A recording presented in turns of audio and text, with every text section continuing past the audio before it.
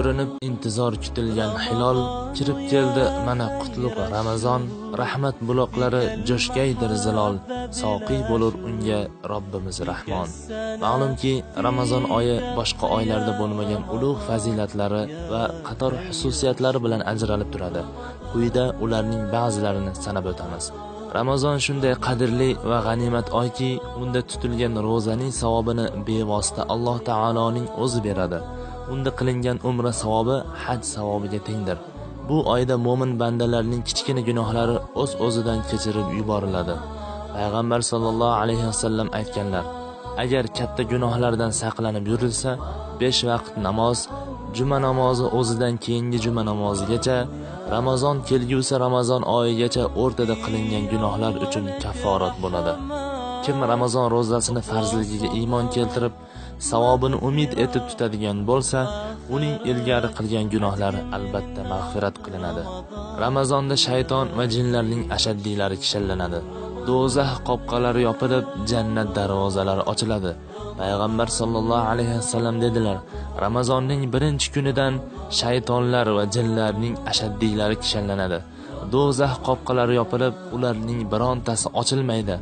Jannat darvozalari ochilib, ularning birontasi yopilmaydi. Bir farishta: ey yaxshilik talabgori, savob ishlarga kirish, ey yomonlik talabgori, gunoh ishlardan tiyil deb nido qilib turadi. Bu oyda yana Alloh marhamati bilan do'zaxdan qutulish bordir. Bunday fazilatlar uning har bir kechasida mavjuddir. Unda 1000 oydan ko'ra yaxshiroq qadr kechasi yashirilgan.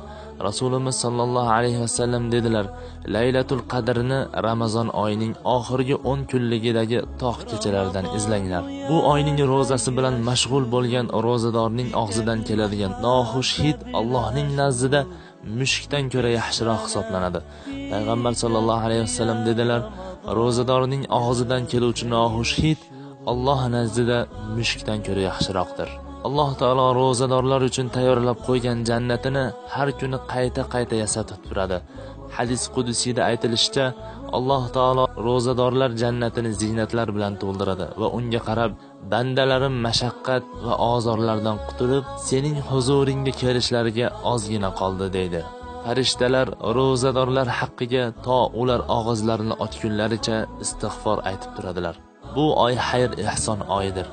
Zero payg'ambar sollallohu alayhi vasallamdek zot bu oyda boshqa oylarga qaraganda ham sahiyroq bo'lib ketardilar. Buxoriy rivoyat qilgan hadisda aytilishicha, u zot sollallohu alayhi vasallam insonlarning eng saxovatlisi edilar.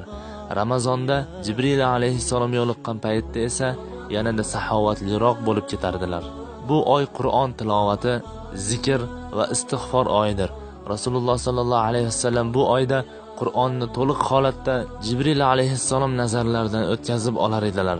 Vafot topadigan yillarida esa Allohning kitobini bu ulug' farishta nazoratlaridan 2 marta o'tkazib olganlar. U zot Ramazon oyida Qur'on tilovatini kuchaytirib, tungi namozdagi qiroatlarni uzaytirar edilar. Nabiy sallallohu alayhi vasallamning yo'llarini mahkam ushlagan salaf ulamolari bu oyda Qur'onni bir necha bor xatm qilib chiqishardi. Ulardan ayrimlari xatmni har 5 kunda tugatsalar, ayrimlari 3 kunda xatm qilardilar. Bu oy tungi namozlar, nafl ibodatlar oyi hamdir. Payg'ambar sallallohu alayhi vasallam Ramazon kechalarini ibodat bilan o'tkazib chiqardilar. Qachon uning oxirgi 10 kunligi kelsa, oila a'zolarini hamda namozi kuchi yetadigan katta va kichikni uyg'otardilar. Payg'ambar sallallohu alayhi vasallamning uyda o'qiydigan nafl ibodatlarini Ramazonda masjidga chiqib jamoa ko'z o'ngida 3 kun mobaynida o'qiganlari u zotning bu oydagi tungi namozlarga kuchli e'tibor qaratganlaridan darak beradi. Sahobalar bu oyda u zotning nafl namozlarga bo'lgan e'tiborlarini ko'rib, uni o'zlariga doimiy odat qilib oldilar. Bu yaxshi odat salaflar zamonidan to hozirgi kungacha yetib kelmoqda. Bu tungi namozlar ulamolar istilohida tarovih deb nomlanadi. Luqmon Hakim o'g'liga qilgan nasihatlarida quyidagilarni aytgan: Ey o'g'lim, qorningni haddan ziyod to'yg'azganingda fikr uyquga ketadi, hikmat tildan qoladi. A'zolarda esa ibodatdan zerikish yuzaga keladi. Bir hikmat ahli nafsimni nima bilan bog'layin deb so'ragan kishiga shunday javob bergan: nafsingni ochlik va tashnalik bilan bog'lagin. shon shuhrat va obro' e'tibor ortidan yugurishni bas qilish orqali uni Alloh oldida xor qilgin. Nafsing oldida doimo hushyor turish bilan uning zararlaridan saqlangin. Uning orzulariga qarshi chiqib, tahlikalardan qutulgin. Abu Bakr ibn Abdulloh al-Muzani shunday degan: Alloh taolo quyidagi 3 sinf insonni sevadi: kam uxlaydiganlarni, kam yeb ichadiganlarni, kam istirohat qiluvchilarni. Abu Sulaymon Doroniy shunday deydi: kechki ovqatdan bir luqmani kam yeyish men uchun tonggacha butun kechani ibodat bilan o'tkazishdan yoqimliroqdir. Chunki ochlik Allohning xazinasidir. Buni faqat sevgan qullariga beradi. Sahil Tustari shunday deydi: ko'p ovqat yeydigan kishi 3 holatda tanqid qilingan. Agar ibodat ahlidan bo'lsa, bo'shashadi. Mehnatkash bo'lsa, ofatlardan qutula olmaydi.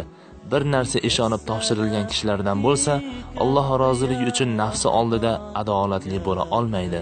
Dar haqiqat Rasul alayhissalom shunday marhamat qilgandilar: jannatning eshigini ochlik orqali qoqishda davom eting.